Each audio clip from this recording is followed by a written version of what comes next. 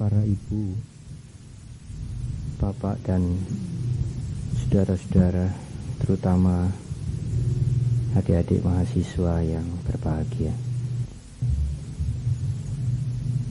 Malam hari ini ingin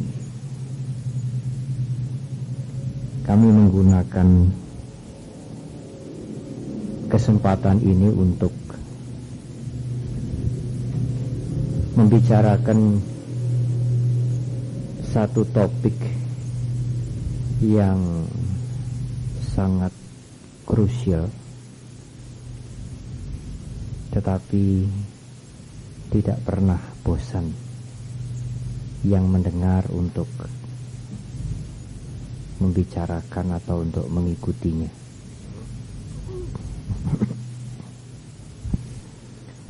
Topik tentang ketuhanan.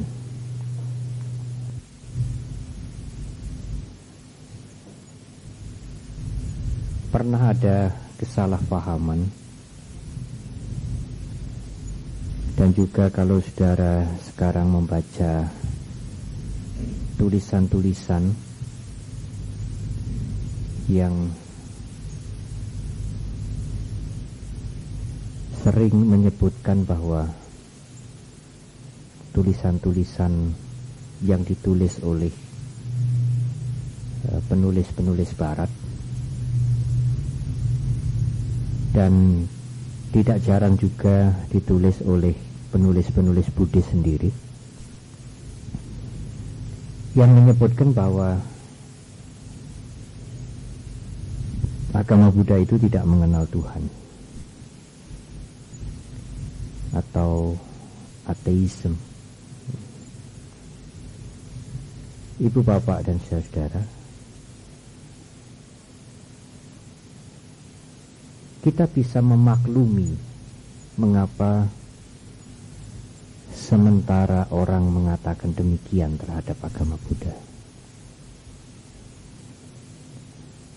Untuk memudahkan supaya pembicaraan ini tidak menjadi pembicaraan filosofis yang sulit, saya ingin menceritakan satu cerita yang sederhana, tetapi bisa kita membuat analogi dengan masalah mengapa ajaran agama Buddha dikatakan tidak mengenal Tuhan atau ateisme. Dulu, waktu pertama kali pakaian ala barat masuk ke Tibet, sesuatu yang sangat aneh bagi orang-orang di Tibet. Pakaian bawah orang-orang di Tibet itu sarung. Pada waktu orang barat datang ke Tibet membawa pantalon, membawa celana, orang Tibet menjadi heran. Apa ini? Ini untuk dipakai di bawah. Loh, ini rak sarung guling, digandeng jadi dua. Ibu bapak tahu guling? Guling tahu ya? Ya. Ini kan dua sarung guling kemudian digandeng begitu. Masa kita harus pakai sarung guling yang digandeng? Sama seperti di Burma. Saya pernah mendapat kesempatan ke Burma. Dan kalau kita melihat dari pagi sampai sore dalam perjalanan itu, bertemu dengan banyak orang di ibu kota itu, yang memakai celana mungkin waktu itu hanya 2 orang. Dari sopir, dari pelayan kantor, sampai ke menteri, sampai ke presiden, semuanya pakai sarung. Nyopir ya sarungan. Nah, kalau orang-orang barat pulang ke barat, ke negaranya, dia cerita tentang Burma, dia cerita tentang Tibet kepada keluarganya. Dia mengatakan, Di Tibet, di Burma itu orang tidak punya celana. Keluarganya akan mengatakan, loh, kalau begitu mereka itu telanjang. Tidak, mereka tidak punya celana, tetapi mereka tidak telanjang. Mereka punya pakaian bagian bawah yang berbeda dengan pakaian kita. Sama dengan orang Tibet atau orang Burma yang pergi ke barat atau keluar dari negaranya. Di barat mereka tanya sarung atau mau beli sarung mungkin sulit. Karena hampir semuanya memakai celana, pakaian pantalon. Dan kalau mereka pulang ke Tibet, mereka pulang ke Burma, cerita dengan sanak keluarganya mengatakan, oh di negara barat itu tidak ada sarung, tidak ada orang jual sarung, apalagi pakai sarung. Kalau kalimat ini tidak dilanjutkan, yang mendengarkan mengatakan, oh apa orang barat itu telanjang semua? Oh tidak, pakaian bawah mereka berbeda dengan sarung kita. Mereka tidak punya sarung, tetapi bukan berarti tidak punya pakaian. Sebaliknya, orang-orang Tibet, orang-orang barat tidak punya celana, tapi bukan berarti tidak punya pakaian, bukan berarti telanjang. Kami ingin menggunakan cerita sederhana ini untuk menjelaskan faham ketuhanan di dalam agama Buddha. Pengertian ketuhanan di dalam agama Buddha amat berbeda dengan ketuhanan atau Tuhan yang sering kita dengar di masyarakat Indonesia ini, terutama di masyarakat Barat juga amat berbeda. Karena berbeda dengan apa yang dia yakini, apa yang dia imani, berbeda. Dia menganggap agama Buddha tidak memiliki apa yang dia imani. Karena itu agama Buddha tidak mengenal Tuhan. Tidak mengenal karena berbeda dengan Tuhan yang dia imani, Tuhan dengan yang dia yakini. Demikian juga masyarakat di Indonesia yang mayoritas bukan umat Buddha. Umat Buddha hanya sedikit sekali, dan agama Buddha meskipun dulu pernah berkembang, tetapi sekarang menjadi baru. Dan mereka melihat bahwa Tuhan yang mereka imani tidak ada di dalam agama Buddha. Sehingga dia mengatakan agama Buddha tidak mengenal Tuhan, karena tidak sama dengan Tuhan yang dia imani. Itulah ibu bapak saudara sekalian, banyak orang yang salah paham kemudian dengan serta merta mengatakan agama Buddha tidak bertuhan, tidak mengenal Tuhan, ateisme. Karena tidak mempunyai, tidak sama dengan Tuhan yang dia imani.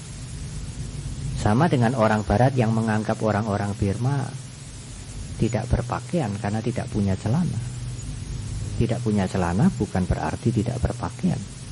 Dia punya pakaian yang tidak sama seperti celana. Agama Buddha mengenal ketuhanan, tetapi amat berbeda dengan ketuhanan yang difahami, yang diimani oleh saudara-saudara kita umat beragama lain. Ibu bapak saudara-saudara, memang kalau kita melihat Tripitaka, tidak ada istilah Tuhan di dalam kitab suci Tripitaka. Saya kira di dalam kitab suci Quran juga tidak ada istilah Tuhan. Karena Tuhan berasal dari bahasa Melayu kuno, bukan bahasa Arab, bukan bahasa Ibrani, bukan bahasa India kuno. Ibu bapak, tetapi kita berusaha untuk memahami lebih dahulu apa yang dimaksud dengan Tuhan dalam pengertian umum. Kemudian kita memeriksa Tripitaka, kitab suci kita, dan kita melihat apa yang dimaksudkan di sana itu bagaimana dimaksudkan di dalam kitab suci kita. Di dalam agama Buddha Tuhan bukan personal, ibu bapak. Apa yang dimaksud dengan personal? Personal itu berpribadi, digambarkan sebagai manusia. Dan pengertian Tuhan seperti itu tidak didapat di dalam agama Buddha. Dulu agak sulit kami menjelaskan tentang Tuhan yang tidak personal ini, impersonal. Karena sulit memahami itu, sekali lagi banyak di antara mereka yang dengan gegabah ya sembrono mengatakan, oh agama Buddha tidak bertuhan, tidak mengenal Tuhan. Tetapi Ibu Bapak, baru-baru ini saya dikejutkan dengan ada tulisan di Jawa Pos, bukan koran kecil ini, tanggal 19 Mei tahun ini. Satu wawancara dengan dosen dari Universitas Paramadina, Saudara Budi Munawar Rahman, yang bertanya Saudara Ulil. Saya kenal baik dengan Saudara Ulil. Waktu itu kita bersama-sama pergi ke Jordan.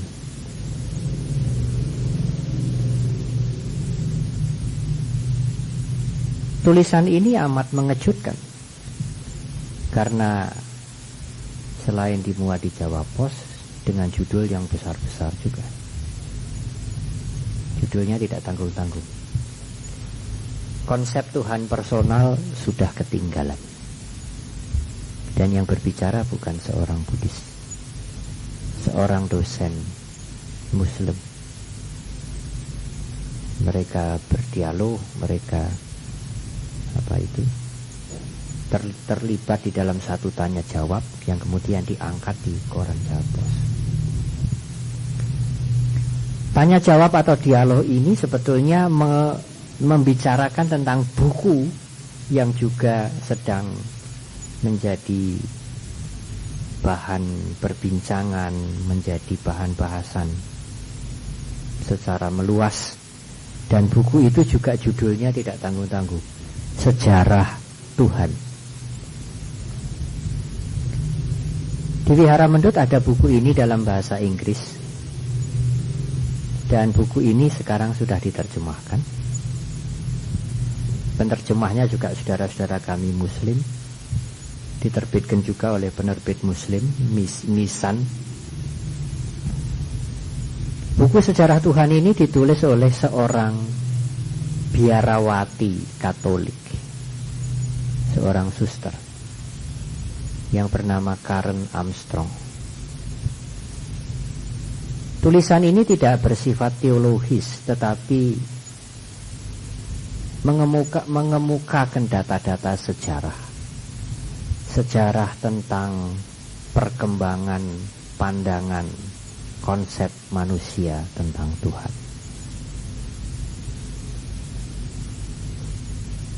Dan akhirnya sampai pada satu kesimpulan. Dia membuat chapter dari buku-buku ini sangat menggelitik. Antara lain chapternya pada mulanya Tuhan yang satu. Dia membahas perkembangan pengertian Tuhan dari 3 agama besar, Yahudi, Kristen, dan Islam. Chapter yang lain tentang Trinitas, Tuhan Kristen, keesaan, Tuhan Islam, Tuhan para filosof, Tuhan kaum mistik, Tuhan bagi para reformis. Chapter yang ke-9 pencerahan, chapter yang ke-10 kematian Tuhan, chapter yang ke-11 masih adakah masa depan bagi Tuhan. Tulisan ini tidak ditulis dengan bahasa filosofis, karena Karen Armstrong yang seorang biarawati itu lebih memilih pendekatan sejarah, mudah dibaca, meskipun mungkin tidak terlalu menarik bagi mereka yang tidak tertarik dengan hal-hal spiritual, dengan keagamaan dan sebagainya. Ibu bapak dan saudara-saudara, membaca ini memang melelahkan. apalagi tebal, meskipun dari terjemahkan ke bahasa Indonesia. Buku tentang sejarah Tuhan ini, The History of God, sudah diterjemahkan ke 35 bahasa. Tapi kalau saudara ogah membaca buku setebal ini, apalagi urusan Tuhan, saudara baca ini aja, dialog yang dijawab pos, 1 lembar. Saya kebetulan membuat fotokopi 30. Ibu bapak saudara yang ingin membaca, ingin mempunyai, silahkan fotokopi sendiri dari yang 30 lembar ini. Saya membaca fotokopi membawa fotokopi ini 30 lembar. Saya tidak membaca semua, tetapi saya akan membaca beberapa bagian yang memang sejalan dengan pandangan, dengan pengertian ketuhanan dalam agama Buddha. Antara lain, si penanya bertanya, saudara Ulil, apa yang ingin Armstrong katakan dalam bukunya tentang sejarah Tuhan itu? Dijawab, dalam bukunya tentang sejarah Tuhan itu dia ingin menegaskan bahwa dewasa ini kepercayaan mengenai Tuhan personal sudah tidak cocok lagi.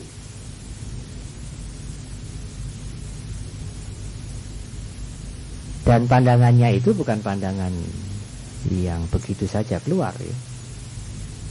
Dia melihat bagaimana ide tentang Tuhan itu berkembang. Demikian juga pada saat dunia memasuki abad yang baru ini.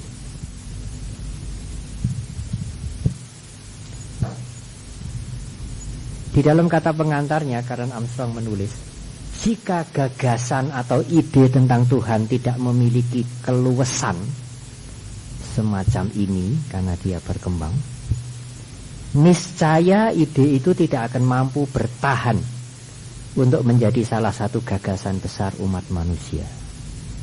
Ketika sebuah konsepsi tentang Tuhan tidak lagi mempunyai makna atau relevansi, ia akan diam-diam ditinggalkan dan digantikan oleh sebuah teologi yang baru. Seorang fundamentalis akan membantah hal ini. Namun, jika kita memperhatikan ketiga agama besar kita, ketiga agama besar yang dimaksudkan di sini adalah Yahudi, Kristen, dan Islam, menjadi jelaslah bahwa tidak ada pandangan yang objektif tentang Tuhan. Setiap generasi harus menciptakan citra Tuhan yang cocok bagi dirinya. Ibu bapak, selanjutnya juga ditulis di sini, apa yang dimaksud dengan Tuhan personal itu toh? Sesungguhnya Tuhan personal adalah penggambaran bahwa Tuhan itu seperti manusia, dalam arti memiliki pribadi. Jadi bukan Tuhan prinsip. Tuhan yang bukan personal, yang impersonal itu Tuhan prinsip. Dan Armstrong mengatakan bahwa masa depan Tuhan adalah persepsi kita, pandangan kita tentang Tuhan. Tidak ada masa depan untuk Tuhan yang personal itu. Jadi kalau kita menggambarkan Tuhan itu sebagai person, maka itu sudah ketinggalan untuk generasi yang sekarang ini mulai berkembang. Ada kalimat yang menarik. Dari sini kita akan melihat pendekatan lain, yaitu sejarah. Armstrong lagi-lagi berpesan bahwa selagi kita ingin menggambarkan Tuhan secara rasional dan jelas, semakin jelas kita menggambarkan Tuhan, kita akan gagal total. Jadi kalau ibu bapak mau menggambarkan Tuhan, makin gamblang gambarke itu, makin salah.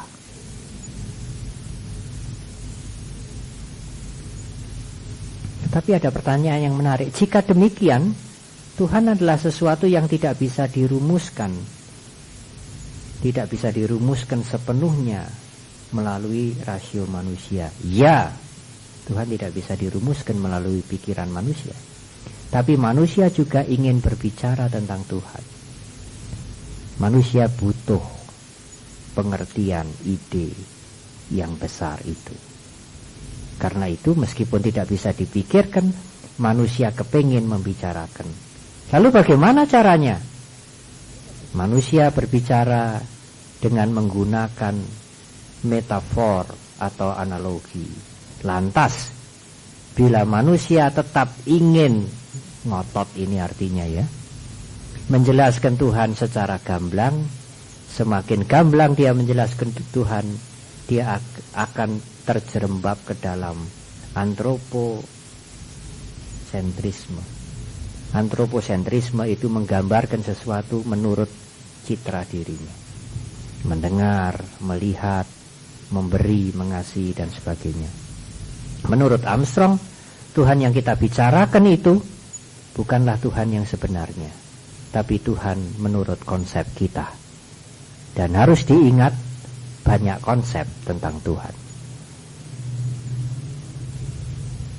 Yang kita bicarakan panjang lebar tentang Tuhan itu sebetulnya adalah citra kita tentang Tuhan, bayangan kita tentang Tuhan, yang kalau kita membayangkan semakin jelas, semakin salah. Dan konsep atau bayangan itu ada banyak sekali.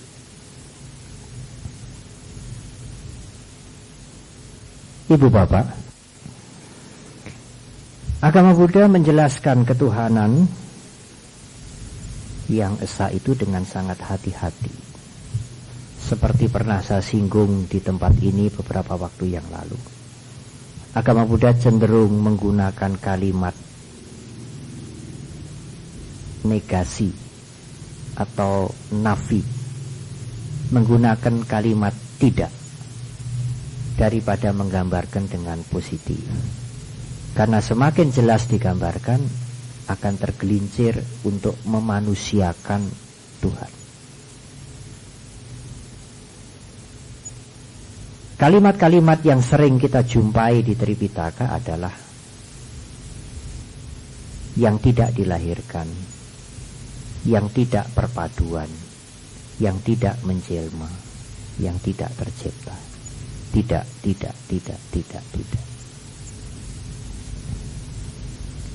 Di dalam bahasa Jawa ada ungkapan Tuhan itu tan kena kinoyo ngopo. Tidak bisa disamakan, tidak bisa digambarkan dengan apapun. Dan dalam bahasa Pali disebut lokutara, mengatasi dunia ini, beyond duniawi.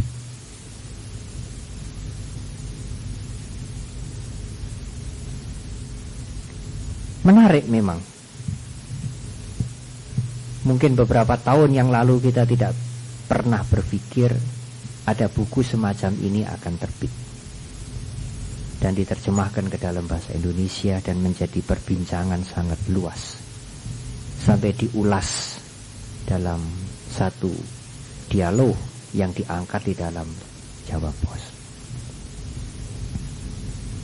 Ibu bapak,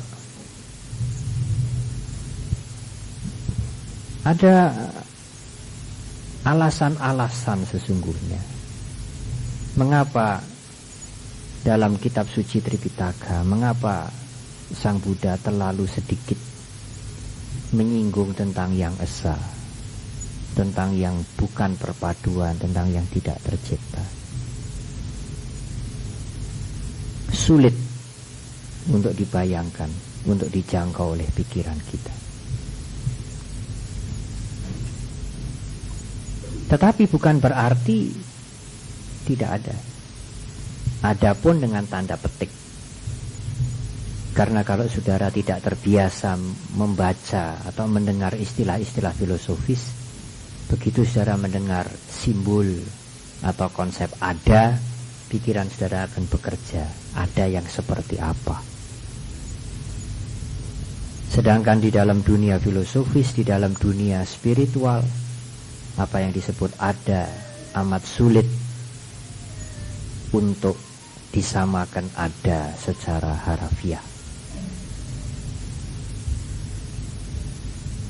Ibu bapak, pada waktu kami menyampaikan pandangan-pandangan ini di Damaklas di Solo, ada seorang dosen dari Fakultas Sastra UNS yang tertarik. Dan dia kemudian mengundang saya untuk berbicara di Fakultas Sastra UNS, yang notabene sebagian besar yang mendengar tidak terbiasa dengan pengertian Tuhan menurut agama Buddha.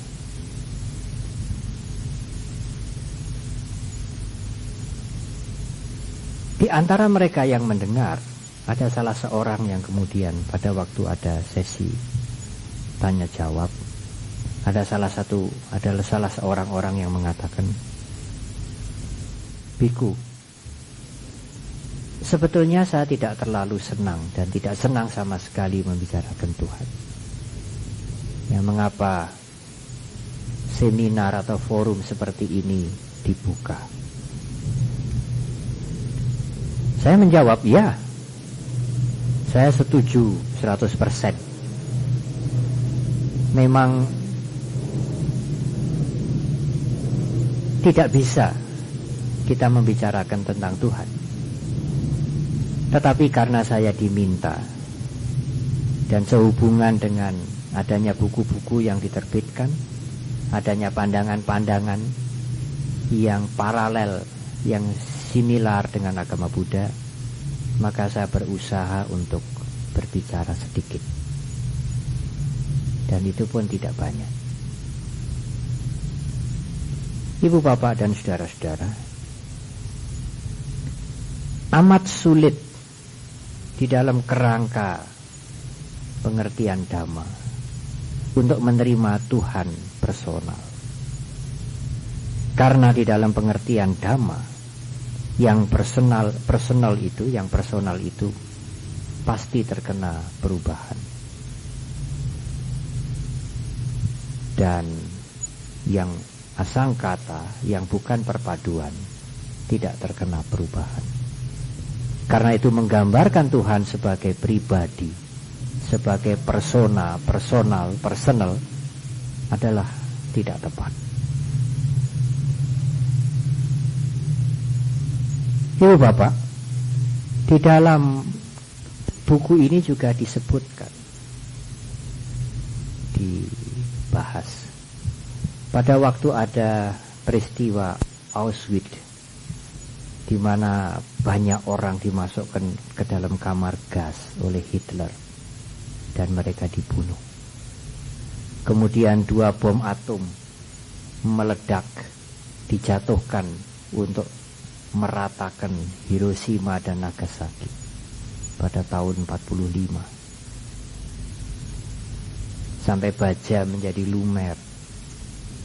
Setelah peristiwa itu beberapa tahun kemudian, ibu-ibu yang melahirkan anak-anaknya juga cacat karena pengaruh radioaktif. Ribuan, puluhan ribu, mungkin ratusan ribu orang kemudian bertanya, di mana Tuhan? Mengapa peristiwa itu dibiarkan? Pada waktu ada ribut-ribut rame-rame masalah di Ambon, di Maluku, di Poso, orang juga bertanya, di mana Tuhan? Mengapa masalah itu dibiarkan? Beberapa waktu yang lalu ada seseorang yang memberikan komentar pada waktu ada peristiwa World Trade Center di New York dihantam dengan pesawat. Kemudian Amerika membalas menyerang Afghanistan. Ribuan, puluhan ribu orang menjadi korban. Di mana Tuhan?